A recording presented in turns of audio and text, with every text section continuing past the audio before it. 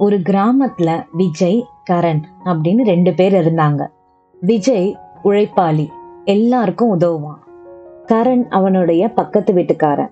ஆனா அவன் மனசு எப்பவுமே பொறாமையால நிரம்பி இருக்கும். விஜய் ஏதாவது வாங்கினாலே கரண் உடனே ஏன் அவனுக்கு மட்டும் அப்படின்னு யோசிப்பான். ஒரு நாள் கரனுக்கு ஒரு அதிசயம் நடந்தது. ஒரு முனிவர் அவன் முன்னாடி தோன்றுனாங்க.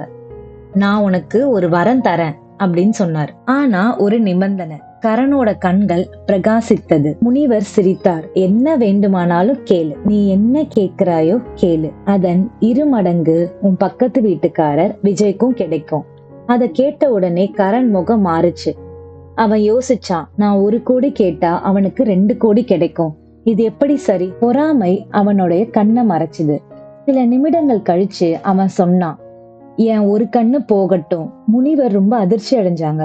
ஆனா நிபந்தனைப்படி கரண் 1 கண்ணு இழந்தான். விஜய் 2 கண்களையும் இழந்தான். கரண் 1 கண்ணோட ரொம்ப சிரமப்பட்டான். கரண், நான் மட்டும் விஜய் மீத பொறாமப்படாம இருந்திருந்தா நானும் நல்லா வாழ்ந்திருப்பேன், விஜயும் நல்லா வாழ்ந்திருப்பான். பொறாம காரணமாக அவன் தனது வாழ்க்கையும் மற்றவரோட வாழ்க்கையும் அழிச்சிட்டான். பொருள்: ஒழுக்காரா கொள்க ஒருவன் தன் நெஞ்சத்து அழுக்கார் இல்லாத இயல்பு. விளக்கம்: மற்றவர்களை பார்த்து பொறாமைப்படாமல் நல்ல மனதோடு இருப்பதுதான் மனிதனின் உண்மையான நல்ல பழக்கம்.